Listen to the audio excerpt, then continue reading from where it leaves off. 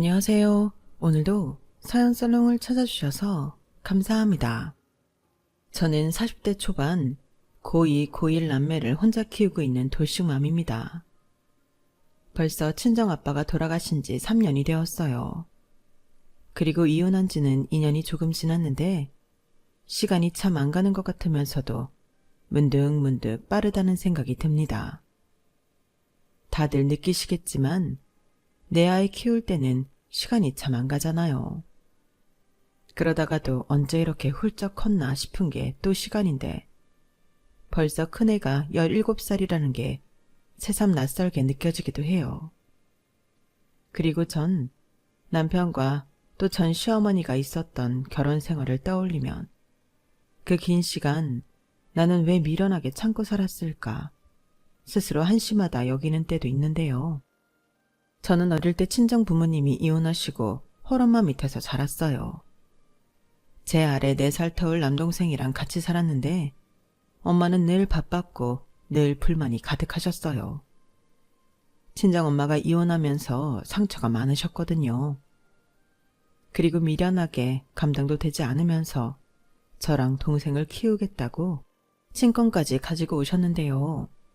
그러니 친정아빠는 홀가분하게 외국으로 나가 소식도 모르고 살았죠. 그러면서 저도 아빠에 대한 서운함이 짙어져 원망하게 되었는데 나중에 어른이 되어 생각해보니 엄마는 아빠가 늦게라도 용서를 빌고 돌아오길 바랬던 것 같아요. 그래서 힘들게 저희 남매를 붙들고 계셨는데 그런 아빠가 해외로 가버려 영영 돌아올 기미가 보이지 않자 늘 우울감과 조절이 힘든 분노에 사로잡혀 사셨어요. 그리고 그게 문제가 되었던 건지 제 나이 고2 때 엄마가 쓰러지셨는데요. 저는 평상시 그냥 엄마가 당신 성격에 속병을 키운다고 생각했는데 사실은 그게 큰 병이었더라고요. 엄마가 쓰러져 뒤늦게 간 병원에서는 손도 대지 못할 정도로 엄마 몸이 엉망이라고 했는데 어떻게 사람이 이 정도가 될 때까지 병원에 안 갈 수 있냐고 의사 선생님은 자신이 의사가 된 이후 이런 환자는 처음이라며 화를 낼 정도였어요. 그렇게 엄마는 온몸에 암세포가 퍼져 보름 만에 돌아가셨는데요. 그때 저도 동생도 충격이 컸어요. 그리고 저희 남매는 각자 저는 이모에게 동생은 삼촌에게로 가서 컸고 대학은 꿈도 꾸지 못해 일찍 취업해 독립해 살다가 전 남편을 만나 연애를 했어요. 물론 제가 연애할 여유가 있는 사람은 아니었는데 워낙 외로움도 잘 타고 마음 깊은 곳에 가족에 대한 원망과 그리움이 크다 보니 남편과 있는 시간이 마음 편하고 좋았죠. 그리고 전 남편은 사정이 딱한 저를 참 따뜻하게 품어준 사람이었는데요. 그렇기 때문에 저는 늘 전 남편과 붙어있고 싶었어요. 이 남자 옆에 있으면 안정감이 들고 나라는 사람도 사랑받는 여자라는 느낌이 들어 좋았는데 너무 붙어있던 게 문제였을까요? 아이가 먼저 저희를 찾아왔죠. 그렇게 저는 결혼하게 되었고 시어머니의 가진 구박을 견뎌야 했는데요. 시어머니는 제가 당신 아들 앞길을 막았다며 저를 향한 원망이 대단하셨어요. 아이까지 생겼으니 결혼을 안 시킬 수 없고 제가 일부러 자기 아들 잡으려 몸을 굴렸다고 생각하시는 분이셨죠. 아, 금쪽 같은 내 아들 앞길을 저것이 지 몸 관리 제대로 못해 막았어. 내가 이 꼴을 보려고 옥이야 금이야 내 아들을 키운 게 아닌데. 하나님 아버지, 이 억울함을 어찌하나요? 이렇듯 모든 화살은 저에게로 쏘시며 저는 졸지에 앞길 창창한 사람 발목 잡은 꽃뱀 같은 여자가 되었어요.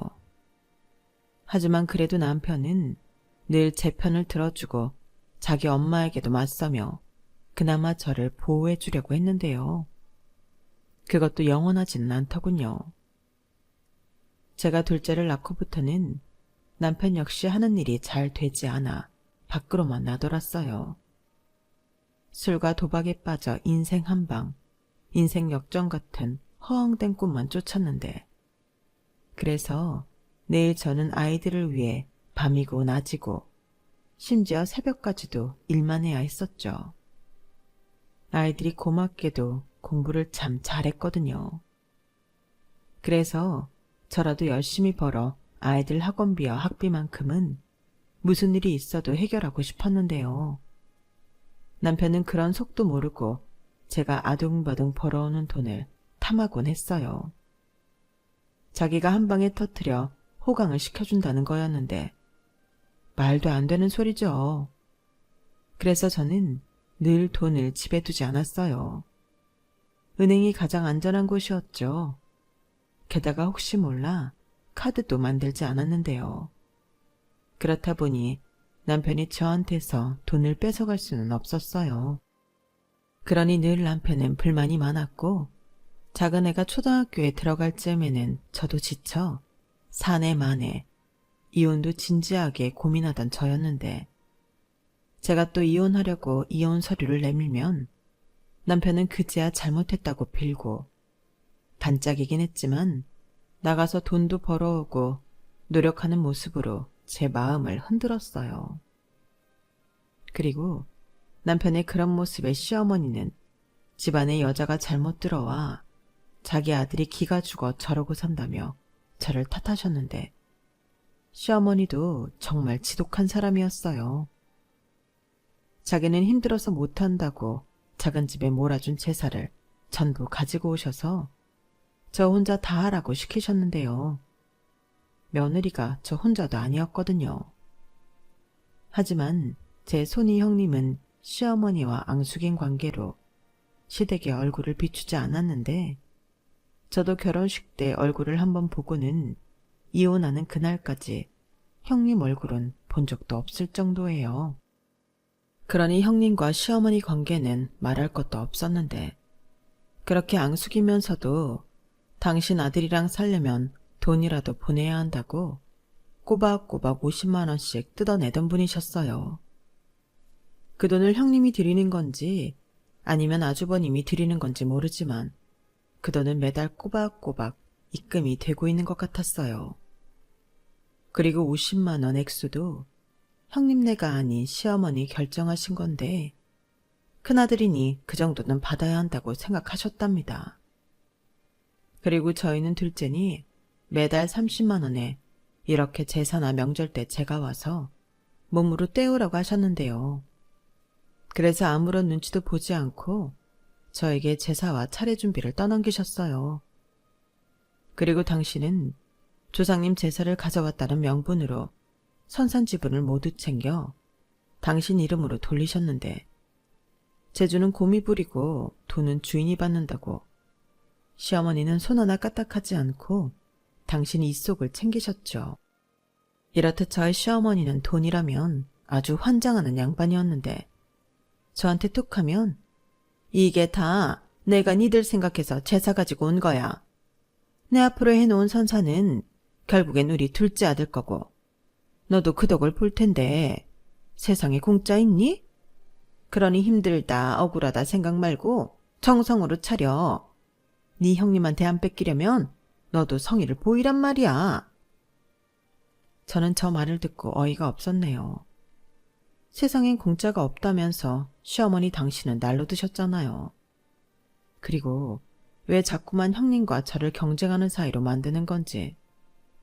원래도 싫은 사람이었지만 저는 시어머니의 검은 속을 보고 없던 정도 떨어졌어요. 그리고 그뿐만이 아니었죠. 형님과 사이가 안 좋기 때문에 아주 사소한 잔심부름도 미안한 기색 없이 저에게 시키셨는데요. 병원 예약부터 김장 같은 것도 온전히 제 몫이었어요. 당신 아들 발목 잡은 대가라고 하시면서요. 하지만 그것도 한두 번이지. 남편이 남편 같지도 않은데 그걸 다 하는 여자가 어디 있나요? 특히나 사내 만회할 때는 내가 왜 그걸 하냐고 시어머니에게 따지기도 했는데요. 그러면 시어머니는 또 자기 아들 인생을 망쳐놓고 제가 며느리 도리도 하지 않는다며 신세 한탄을 늘어놓으셨는데요. 솔직히 그런 건 무시하면 그만이었어요. 그렇게 몇 번 저에게 당한 시어머니는 이젠 약발이 먹히지 않는다는 것을 알고 그 특유의 갈라지는 목소리로 고래고래 소리를 지르셨는데 며느리 짬밥이라는 것이 정말로 있는 건지 그것도 무섭지 않더군요. 특히 정말로 남편과 갈라서야겠다고 결심을 했을 때는 목소리도 듣고 싶지 않아 전화도 받지 않았는데요. 그러면 시아버님이 나서서 이 일을 해결하려 하셨어요. 사실 저는 식구들 중에 그나마 시아버님을 친정 아버지처럼 따라갔거든요. 말수도 별로 없고 무슨 생각을 하고 있는지 영 모르는 얼굴을 하고 계시지만 제가 정말 죽겠다 싶으면 그때는 남편 대신 나서는 사람이 그나마 시아버님이셨어요. 그리고 시아버님은 자기가 미안하다고 사과하시며 아이들을 생각해서 저더러 참으라 하셨는데 저에게 약점은 아무래도 아이들이었어요. 제가 이혼 과정에서 자라 불행했던 기억이 있기 때문에 제 아이들은 그러지 않길 바랬거든요. 게다가 저는 이혼하고 돌아갈 친정도 없고 남동생과도 거의 연을 끊고 산 거나 다름이 없었기 때문에 나중에 아이들에게 친척이라고 만나게 해줄 사람이 없었는데요. 그게 참 명절이고 연말연시고 사람을 특히 외롭고 비참하게 만든다는 걸 저는 알고 있었어요. 그러니 형편없는 시댁 식구들이라도 애들을 생각하면 나름 미련이 있었는데 저한테는 빵점짜리 시어머니셨지만 그래도 손자 손녀에겐 그럭저럭 괜찮은 할머니셨거든요. 그렇게 울며 겨자 먹듯 또 제 스스로 합리화하며 여러 번의 이혼 고비를 넘겼고 거의 포기하며 10년 넘게 살았어요. 지금이야 또 제 사연을 듣는 제3자인 분들은 그걸 왜 참고 살아? 진작 이혼했어야지 라고 하실 게 분명할 텐데 저는 미련하지만 다른 여자들도 다 그렇게 사는 줄 알았네요. 네, 제가 바보였죠. 아이들 때문이라고 말은 했지만 이혼을 하기가 무서웠던 것도 사실이었어요. 어쩐지 제가 저희 엄마의 길을 그대로 걷는 것 같았거든요. 저는 엄마처럼은 살고 싶지도 되고 싶지도 않았어요. 그리고 아이들이 전부 중학생이 되었을 즈음 남동생의 연락으로 저희 남매는 참 오랜만에 재회를 했죠. 남동생은 그동안 제가 참 걱정되고 보고 싶었다고 했는데 다행히 동생은 잘 자라 회사도 좋은 데 다니고 나름 성공한 모습이었어요. 삼촌이 그래도 나 많이 챙겨줬어. 싫다고 하는데도 공부시키고 과외도 붙여주고 꿈도 없어서 배회했는데 좋아하는 것도 찾아주면서 진로 결정에도 도움을 많이 줬거든. 그래서 공부하고 대학 가고 군대 가고 또 취직하고 그러다 보니 시간이 이렇게나 흘렀네. 누나는 그동안 어떻게 지냈어? 다? 나도 뭐 잘 지냈어. 결혼도 했고 남편이랑 애들이랑 그럭저럭 잘 살거든. 다행이다. 나는 사실 누나 걱정 많이 했거든. 이모가 생활이 넉넉한 편은 아니었잖아. 그리고 삼촌한테서 누나가 독립해서 나갔다는 소식은 듣긴 했는데 동생은 차마 뒤에 말을 하지 못하고 말끝을 흐렸어요. 아마도 제가 어렵게 살고 있을 거라고 생각했던 거겠죠. 그래서 나름 자기가 성공해서 저를 돕겠다는 마음으로 열심히 살았다고 했어요. 그래서 대기업 연구원으로 연봉도 꽤 높고 대출이 있긴 하지만 집장만도 했다며 도움이 필요하면 언제든 연락하라고 명함을 주는데 그땐 기분이 참 묘하더군요. 분명 기쁘기도 했는데 왠지 모를 창피함도 있었어요. 나도 동생처럼 잘 사는 모습을 보여줄 수 있으면 얼마나 좋았을까. 뭐 그런 한심한 생각을 했는데 그래서 명함을 받아놓고 제가 먼저 연락하는 일은 없었죠. 그리고 동생도 그런 제가 아마도 많이 낯설고 어려웠을 거예요. 그렇게 1년인가 시간이 지나고 동생에게서 또 연락이 왔는데 그때는 이미 머릿속에서 지워진 아빠라는 존재에 대해 동생이 먼저 말을 꺼냈어요. 엄마랑 이혼하고 해외에 나가 산다고만 알고 있던 아빠는 알고 보니 두바이에서 작은 사업을 하며 살았고 현재는 몸이 많이 좋지 않아 한국에 돌아왔다고 했는데요. 어떻게 하다가 동생에게 연락이 갔나 보더라고요. 그리고 동생은 아빠에 대한 나쁜 기억이 많이 없어 기꺼이 아빠를 만나러 갔고 생각보다 몸 상태가 많이 좋지 않은 아빠의 병간호를 자처하며 저에게도 연락을 했는데 저는 썩 내키지 않았어요. 엄마가 힘들어하고 불평불만 넘어 아빠를 그리워하고 기다렸다는 걸 알고 있었기에 괜히 아빠가 미웠거든요. 하지만 동생은 누나, 그래도 우리를 낳아준 부모잖아. 아빠 상태가 진짜 많이 안 좋아. 나중에 후회하지 말고 아빠 얼굴 한번 보러 와. 애들도 데려오면 좋겠다. 라고 했는데 마지못해 저만 아빠가 입원해 있다는 병원에 갔었네요. 솔직히 아빠의 얼굴은 이제 기억조차 나지 않을 만큼 다 잊었는데 앙상하게 뼈만 남고 검게 그을린 피부를 보니 눈물이 먼저 맺히더군요. 하지만 저는 제가 왜 그러는지 저도 제 감정을 이해하지 못했어요.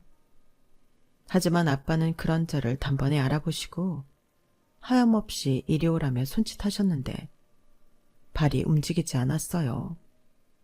아무리 발을 떼보려고 해도 마치 누가 붙들고 있는 것처럼 움직이지 않았는데 이내 아빠는 씁쓸한 미소를 지으며 손짓을 멈추셨어요. 그렇게 저는 제 친정 식구들과 어색하고 불편한 재회를 했어요. 하지만 그래도 핏줄이라고 신경은 계속 쓰였는데 친정아빠도 나름 해외에서 고생도 많이 하고 저희 남매 걱정에 어떡하든 돈을 보내고 싶어 한국에 있는 가족들에게 돈을 송금하기도 했는데 그게 알고 보니 중간에서 저희에게 전달하겠다고 했던 친척들이 가로채고 저희한테 줬다고 거짓말을 했다더라고요. 그리고 한참 지나고 나서야 엄마가 죽고 저희 남매가 헤어져 지냈다는 걸 알았는데 그때는 일이 너무 커지고 바빠 한국으로 돌아갈 수가 없었다며 뒤늦게 눈물의 사과를 하셨는데 그때 제 마음의 앙금이 풀어졌어요. 저도 결혼해서 남편과 부부 문제로 사내 만회하는데 아빠의 입장을 이해할 수 있겠더라고요. 그렇게 조금씩 우리 가족은 진짜 가족이 되어갔는데 시간은 저희 남매를 기다려주지 않더군요. 아빠는 급하게 상태가 나빠지셨는데 나중에 합병증까지 생겨 정신을 잃으셨고 그러는 가운데 기계장치에 의존해 겨우 연명하다 결국엔 저희 남매 손을 잡고 세상을 떠나셨어요. 그렇게 빈소가 차려지고 세상 불편한 장례식이 시작되었죠. 아주 오랫동안 보지 못했던 친가 쪽 친척들은 죄다 저희 남매를 힐끔거리고 좋지 못한 시선으로 봤는데 남동생이 그러더라고요. 아마도 아빠가 남긴 유산 때문에 그런 것 같다고요. 하기사, 조카한테 갈 돈도 중간에서 가로채는 사람들인데 그들 입장에서는 갑자기 나타난 자식들이 좋게 보이진 않았겠죠. 그리고 그 빈소에는 무슨 바람이 불었는지 남편과 시어머니도 참석해 조문을 했는데 그래도 그땐 팔은 안으로 굽는다고 평소 원수 같은 인간들이지만 고맙더군요. 게다가 시어머니는 빈소에 사람이 너무 없다며 이틀 내내 발걸음을 하셨는데 그래도 시어머니라고 며느리를 다 챙겨주시네 하며 감사한 마음이 절로 들었어요. 하지만 저희 시어머니가 그런 훌륭한 인성을 가진 사람이 아니잖아요. 당연히 꿍꿍이가 있었는데 그건 역시나 돈이었어요. 첫날 조문하고 식사를 하는 중 친가 친척들이 하는 유산 이야기를 들었더라고요. 그리고 행여 제가 눈알없이고 장례 비용을 부담할까봐 그것까지도 코치하려 오지랖을 부리셨어요. 있잖니? 너 행여라도 네가 장례식 비용 낼 생각은 하지도 마라. 보아하니 네 동생 잘 사는 것 같은데. 원래 이런 건 장남이고 상주가 나서서 내는 거야. 너는 출가 외인이다. 부의금만 딱 챙겨서 입 닦아. 네? 어머니도 참. 그런 건 제가 동생이랑 알아서 할게요. 알아서 하긴 뭘 해. 어차피 니들 거의 남처럼 살았잖아. 자고로 돈 문제만큼은 핏줄이고 뭐고 없는 거야. 내 말 무슨 뜻인지 알지? 손님이라도 많으면 또 몰라. 이건 순전히 파리만 날리는데 저것들 전부 돈이란 말이지. 내가 오죽하면 여기 와서 삼시세끼를 다 먹겠니? 그거였어요? 저는 또 어머님이 손님이 너무 없다고 저 생각해서 그런 줄 알았는데요. 물론 그 마음이 제일로 크지. 너는 사람을 뭘로 보고 그러냐? 그리고 내가 참 궁금했는데 네 친정아버지 병원에서 돌아가셨지? 그럼 그 병원비는 어떻게 했어? 설마 너도 냈니? 어머니, 제발 그만 좀 하세요. 누가 냈든 어머니랑 상관없잖아요. 제가 무슨 시댁 재산 빼돌려서 저희 아빠 병원비랑 장례식 비용을 내나요? 아니면 그이가 벌어오는 돈으로 했을까 봐요. 벌어도 제가 더 벌고요. 이런 문제는 제가 알아서 해요. 시어머니는 제가 너무 짜증 섞인 말로 경멸하듯 말하니 주변 시선을 의식하고는 헛기침을 하며 주변 눈치를 봤어요. 그리고는 더 작은 목소리로 내가 너 걱정해서 하는 소리야. 미우나 고우나 너는 내 식구인데 나보다 못한 니네 친정 사람들한테 이용당하지 말라고! 라고 하셨는데 그냥 인간적으로 경멸스러워서 상대하지 않았어요. 뒤도 돌아보지 않고 저는 제 일만 하려 했는데 보기를 모르는 집요한 시어머니는 저를 졸졸 따라다니며 앵무새처럼 같은 말을 반복하셨고 저도 참다 그만 좀 하라고 큰 소리로 짜증을 냈는데 그걸 남동생이 다 보고 있었더라고요. 솔직히 그때는 쥐구멍이라도 있으면 숨고 싶었어요. 대단하게 잘해준 거 없는 누나지만 동생한테 그런 창피한 모습은 보이고 싶지 않았거든요. 그런데 웬일로 시어머니는 제가 내는 짜증에도 아랑곳하지 않고 성질을 죽이며 저에게서 떨어지려 하지 않으셨는데요. 이윽고 궁금해 죽겠다는 당신의 본심을 저에게 이야기하시더군요. 자기가 듣기로 저희 친정아빠가 두바이에서 사업을 했고 그걸 정리하면 좋게 20억은 된다고 했는데 시어머니는 제 동생 눈치를 살피며 또 이런 말을 하셨어요. 내가 다 들었다. 너 정신 똑바로 차려. 여기서 유산 뺏기면 네가 등신이다. 네? 그건 또 무슨 말이에요? 네 아버지 두바이에서 사업했다며. 다른 가족들이 그러던데 그거 정리하면 20억은 될 거래. 그럼 그 돈을 누가 챙기겠니? 자식들이 너랑 네 동생일 거잖아. 어머니 그거 아니에요. 20억은 무슨. 얘가? 내가 이미 다 들었다니까. 뭐야, 너 혹시 내가 돈 달라고 할까봐 그러냐? 우선 그건 나중에 따지고 네 동생더러 유산 포기하라고 해. 너는 힘들게 살았지만 네 동생은 호의호식하고 살았잖아. 그럼 이자라도 네가 받아야지. 최대한 좋게 얘기해봐. 사는 게 좀 힘들다고. 애들도 좀 팔고 그래. 그래. 나랑 네 시아버지도 큰 병 걸려서 병원비가 장난 아니라고. 좀 물고 연기를 해보란 말이야. 저는 시어머니의 돈 없는 상상의 나래에 입이 떡 하고 벌어졌어요. 사실대로 말하자면 저희 아빠한테 그런 유산은 없었거든요. 20억은커녕 2억도 없었는데 이것저것 정리하면 한 5천 정도는 나올 것 같았어요. 하지만 저는 그것도 누구처럼 욕심낼 생각이 전혀 없었는데 병원비고 이것저것 모든 비용을 동생이 다 냈는데 그것만 홀랑 탐하면 제가 인간이 아닌 거죠. 그런데 시어머니는 저희 친정아빠에게 20억의 유산이 있는 줄 알고 혼자 들떠서 남편한테도 그 이야기를 했고 남편이 뒤늦게 빈소에 도착했는데요. 가만 보니 입꼬리가 아주 찢어지게 올라가 있더군요. 20억 만질 생각에 아주 좋아 죽는 거였어요. 그래서 저는 어디 가서 실수할까 겁이 나 아니라고, 사업 다 망하고 아픈 몸으로 귀국한 거라고 몇 번이고 설득을 했는데 그들은 제 말을 믿지 않았어요. 듣고 싶은 것만 듣겠다 이런 거죠. 그리고 그날 저녁 발인을 하루 앞두고 조용히 빈소에서 한바탕 난리가 났는데요. 글쎄 시어머니와 남편놈이 하지 말아야 할 말을 제 동생에게 했더군요. 아니, 나는 고생하고 산 누나를 좀 생각해 달라는 거죠. 대기업 다닌다면서요.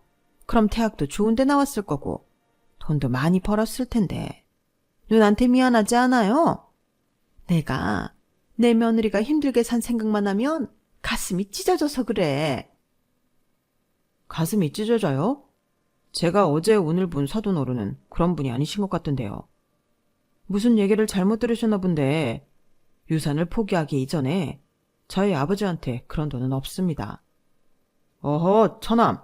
우리가 다 들었어. 이제 와서 딴 말해도 소용없다니까. 사실은 내가 좀 힘들어. 내가 잘 돼야 누나도 행복하고 처남 조카들도 잘 크고 할 텐데 여기저기 돈 문제 때문에 나 깜빵 가기 직전이야. 우리 좀 도와줘. 응? 언제 봤다고 처남 소리를. 그럼 말 나온 김에 매요. 우리 누나한테 좀 잘하고 살면 안 돼요? 우리 누나 너무 고생하고 사는 것 같던데. 남편이면서 부끄럽지도 않아요? 뭐야? 이게 나를 언제 봤다고? 진정해라. 그러다 20억 날아간다. 그러지 말고 사돈총각, 우리 입장 좀 잘 생각해줘. 막말로 그 돈 없어도 사돈총각은 잘 살 수 있잖아. 우리 아들 말 생각하지 말고 누나만 생각해. 네, 사돈어른 말처럼 지금 보니 저희 누나만 생각해야겠네요. 여태 저희 누나한테 어떻게 하셨는지 안 봐도 알겠어요. 저 유산 포기 안 하고요. 누나도 포기 안 할래요. 당장 이혼하라고 할 겁니다. 뭐야? 야, 너 지금 나랑 해보자는 거야? 새파랗게 어린 게 너는 위아래도 모르냐? 어머님이 흥분하니 덩달아 흥분한 남편놈은 남동생과 조용한 빈소에서 주먹다짐을 했어요. 그리고 그 소란스러움에 빈소에 딸린 방에서 아이들과 쪽잠을 자고 있던 저는 놀라서 뛰쳐나왔고 음식을 나르던 쟁반을 들고 가 남편 머리통을 날려버렸는데요. 그 모습에 시어머니가 화들짝 놀랐어요. 그리고는 제 머리채를 잡았고 저도 질세라 시어머니의 뽀글거리는 머리를 힘껏 잡았는데요. 그땐 제 동생이 나서서 시어머니 손에서 저를 빼내주었죠. 그러고는 원수를 보듯 저랑 남동생 그리고 시어머니와 남편이 대치했어요. 그러는 와중에 저는 왜 이런 사달이 났는지 듣게 되었고 너무 어이가 없어 그 자리에서 이렇게 말했는데요. 헛수고 그만하고요. 저희 아빠 유산은 그게 얼마가 되었든 전부 동생 거예요. 동생이 준다고 해도 저는 받지 않을 겁니다. 저도 염치가 있어요. 누굴 자기들이랑 같은 급인 줄 알아요? 그러니 김치국 그만 마시고 당장 돌아가요. 그리고 당신 딱 기다려. 이젠 진짜 이혼하자. 미쳤냐? 내가 20억을 두고 너랑 곱게 이혼하게? 다 이혼하고 싶어? 그럼 그중에 10억 나한테 줘. 고아 같은 너랑 내가 산 세월이 얼마냐? 그 정도 보상은 있어야지. 보상 같은 소리 하네. 보상은 내가 받아야지. 네가 나한테 해준 게 뭐가 있니? 그래도 인간 하나 보고 한 결혼이었는데 그것도 오래 못 갔잖아. 됐고 소송할 테니 준비해. 10억? 나도 구경이나 해봤으면 좋겠다.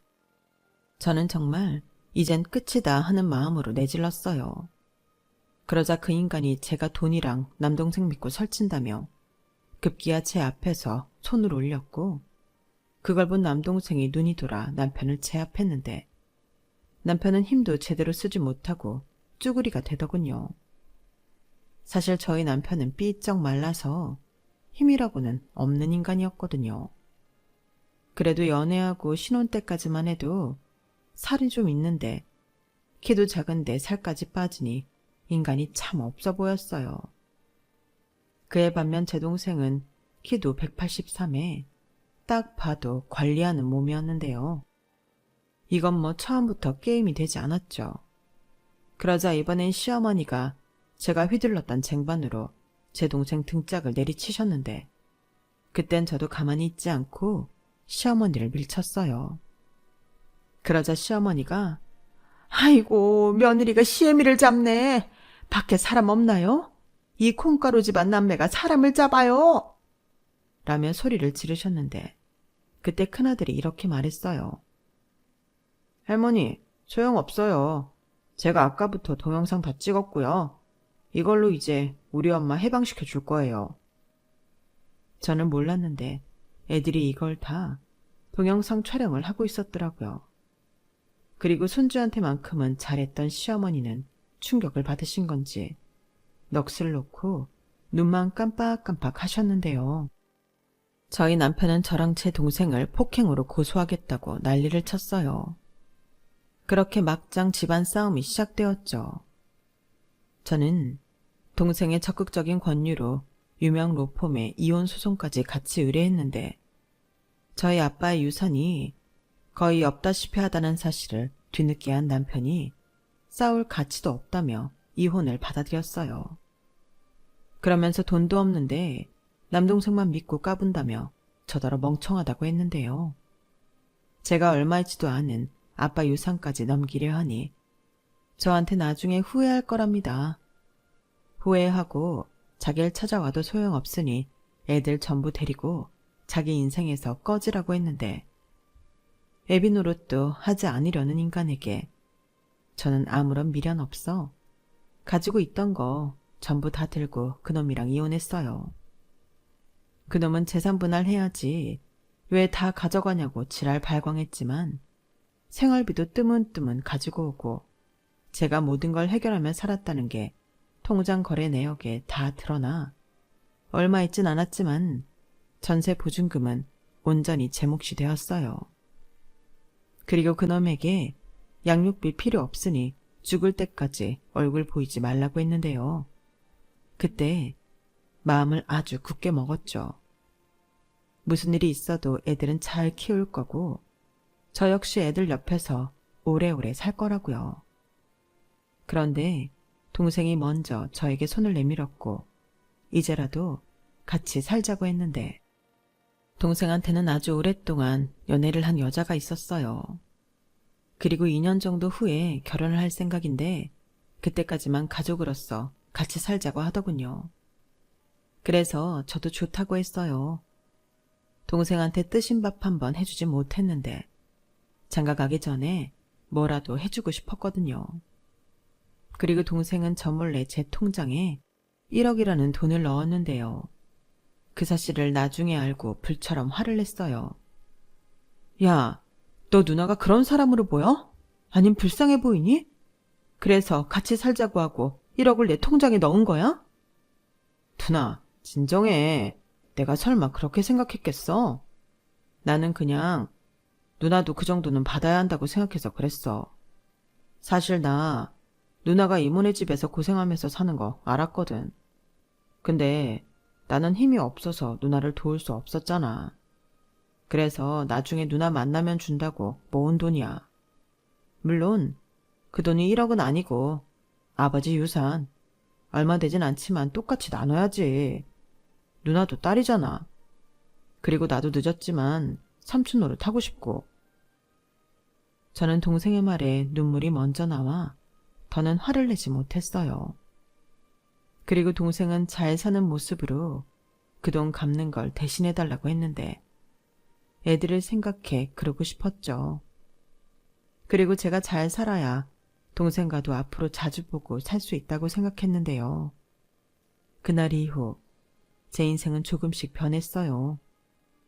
저는 동생 결혼할 때 제대로 누나 역할을 하고 싶다는 마음과 아이들을 위해서라도 저는 성공하고 싶었어요. 그래서 아주 오래전부터 꿈만 꾸던 가게를 차렸고, 제 가게는 제 꿈이 가득한 카페였는데요. 딸아이가 큰 도움이 되었어요. 원래도 손재주가 좋고 사진이며 컴퓨터며 못하는 게 없었는데 어찌나 야무지게 홍보 영상을 만들어 인터넷에 올리던지 그 덕을 아주 톡톡히 봤다니까요. 그렇게 순식간에 오픈한 지 얼마 되지도 않았는데 사람들이 몰려왔고 저는 너무 기쁘고 감사한 마음에 서비스도 주고 매 순간 친절한 응대를 했는데 그게 또 좋은 이미지가 되어 제 가게는 잘 되었어요. 덕분에 투자한 돈도 전부 뽑았고 저는 매달 1,000만 원 가까이 되는 순수익을 올렸는데 너무 바빠서 직원을 둘 수밖에 없겠더라고요. 그래서 저는 다른 것보다 인성과 인상이 좋은 직원 위주로 뽑아 지금까지도 가게를 잘 운영하고 있는데요. 이제 며칠 뒤엔 동생이 장가를 가는데 동생 신혼집에 5,000만 원을 보태줬어요. 사실 제가 받은 돈이 더 많지만 나중에 차차 더 많이 갚아줄 생각입니다. 그리고 어디서 제 소식을 들었는지 이젠 완전 거지꼴이 된 남편이 제 가게에 찾아왔는데요. 정말이지 그땐 귀신을 본 것처럼 너무 놀랐어요. 그런데 이 인간이 가게 차릴 돈이 어디 있었냐며 또 난리를 치기 시작했고 급기야 경찰서까지 가게 되었는데 이혼한 마당에 경찰서까지 가게 되다니 너무 짜증이 나더라고요. 양육비도 안 받고 위자료도 없다시피 한 이혼이었는데 이 인간들을 제대로 혼쭐을 내줘야 한다고 생각했어요. 그래서 가게 찾아와 행패 부린 걸 토대로 접근금지 신청과 피해 보상을 세게 청구했는데요. 그땐 이 인간이 사색이 되어서는 제 앞에서 무릎을 꿇고 살려달라고 빌었어요. 자기가 정말로 빚 때문에 실형을 살게 되었다며 그것만이라도 해결해달라고 사정을 하는데 애들을 생각해. 아무리 못난 아빠라도 아빠가 전과자면 애들한테도 좋을 게 없지. 애들 시집장가는 제대로 가겠어? 아빠가 전과자인데 자기도 그 서러움 잘 알잖아. 이딴 말을 입에 담아 제 속을 뒤집어 놨어요. 그래서 그딴 걸로 내 새끼 인생 안 망가진다고 또다시 나타나 내 인생 방해하면 그땐 지금보다 10배 배상금을 청구하겠다고 했는데요. 그러자 그 인간은 난데없이 저를 사랑하고 있다며 합치자고 했어요. 사실은 그 말을 하고 싶어서 찾아온 거라며 딸애가 만든 가게 홍보 영상을 봤다고 하더군요. 그리고 시어머니도 얼른 저를 다시 데려오라고 성화를 부렸다고 했는데요. 기가 막히고 어이가 없었어요. 그렇게 구박하고 못살게 굴더니 이젠 제가 돈 좀 버는 것 같으니까 저를 어쩌지 못해 모자가 안달이 났더라고요. 그러면서 슬쩍 장인어른 유산이 사실은 좀 있었던 거지? 그러지 않고서야 어떻게 나랑 이혼하자마자 카페를 차려서 대박이나? 하는데 시원하게 그놈 급소에 발차기 해주었어요. 입만 열면 사람을 기함하게 만드는데 내 소원은 네 면상 안 보고 사는 거라고 말해줬네요. 그리고 오늘 일 역시 동생한테 꼭 얘기할 테니 기다리라고 했는데요. 그때 저희 아빠 장례식장에서 제 동생한테 제압당하고 꼼짝을 못하던 놈이라 그런지 아무 말도 하지 못하더군요. 그러고는 고아나 다름없던 게 잘난 남동생 생겼다고 제가 깝친다고 했는데 그 말이 맞다고 했어요. 잘난 동생이 이젠 내 뒤에 떡하고 버티고 있는데 제가 뭐가 무섭겠냐고요. 그러니 이제 옛날의 저는 잊어버리고 구질구질한 네 인생이나 살라고 했는데요. 그 다음날 어디 시골 할머니 얼굴을 한 시어머니가 저를 찾아왔어요. 그리고는 펑펑 울며 자기도 이혼당하게 생겼다고 저더러 도와달라고 했는데 이놈의 모자지간은 왜 이렇게 저를 못살게 구는 건지 화딱지가 나더라고요. 그래서 더 들을 것도 없어서 바로 경찰 불러 쫓아내버렸습니다. 아들이 와서 한바탕 하고 갔는데 얼마나 멍청하면 바로 엄마가 찾아와 또 난리를 치냐고요. 그리고 이젠 이혼한 남인 저에게 뭘 도와달라고 하는 건지.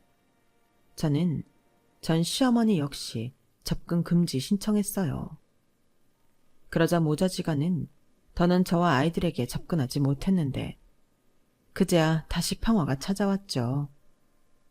이제 아이들 모두 고등학생이라 엄청 중요한 시기인데 이런 일로 마음을 들썩이게 하고 싶지 않았거든요. 그리고 동생에게도 이젠 누나도 이런 일은 혼자 잘 처리하고 잘 산다는 모습을 보여주게 되었는데 그제야 동생이 안심이 된다고 했어요. 그래, 이젠 누나 걱정하지 말고 네 와이프만 위하고 행복하게만 살아. 애기 낳으면 내가 애기도 봐주고 더 잘해줄게. 아니야. 무슨 누나가 우리 애까지 봐. 우리 애는 우리가 봐야지. 그냥 누나는 지금처럼만 내 옆에 있어줘. 누나가 있어서 얼마나 다행인지 몰라. 나한텐 누나가 엄마잖아. 우리 다시는 헤어지지 말자. 동생은 다 컸지만 저에겐 아직도 헤어지기 전에 어린 동생이었어요. 그리고 저는 기꺼이 엄마 같은 누나가 되어줄 생각인데요. 저 역시 동생에게 마음의 빚이 있기 때문에 앞으로 죽을 때까지 저는 동생이 원하는 누나가 되어 줄 생각입니다. 물론 올케에게도요. 올케도 참 좋은 사람이에요. 마음이 얼마나 예쁘고 행동 하나하나에 배려가 있는지 둘을 보면 선남선녀가 따로 없다는 생각이 절로 듭니다. 그리고 꼭 바라건대 누구처럼 초심을 잃지 않고 지금 마음 그대로 백년해로 했으면 좋겠어요. 언젠가는 저에게도 인생길을 같이 걸을 친구 같은 누군가가 나타나 주겠죠. 물론 지금 당장은 엄두도 나지 않고 남자한테 질려 어느 누구도 받아줄 생각이 없지만 아이들 다 크고 저 혼자 남았을 땐 그냥 쓸데없는 농담이나 치고 작은 일도 같이 웃을 수 있는 누군가는 만나고 싶거든요.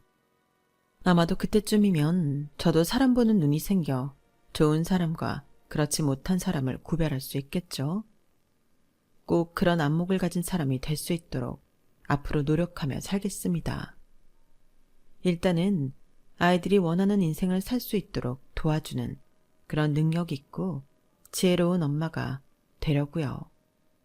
그리고 다행히 아이들이 큰 사춘기의 파도도 없이 지금까지 잘해주고 있는데 부디 저희 아이들이 무슨 일을 하든 행복한 어른으로 성장할 수 있도록 응원의 말씀 많이 부탁드립니다. 저 역시 그 응원을 원동력 삼아 열심히 살아볼게요. 지금까지 제 사연 들어주셔서 대단히 감사합니다. 힘든 때도 많지만 열심히 살아가는 다른 분들의 사연을 들으며 힘을 많이 냈어요. 제 사연도 어느 누군가에겐 그런 힘이 될 수 있길 바라며 저는 이만 물러나겠습니다. 항상 건강하시고요. 행복한 날만 가득하시길 진심으로 소망합니다. 안녕히 계세요. 여러분, 사연 댓글에 응원과 현명한 조언 부탁드려요. 좋아요와 구독은 저에게 큰 힘이 됩니다. 오늘도 좋은 일 가득하세요.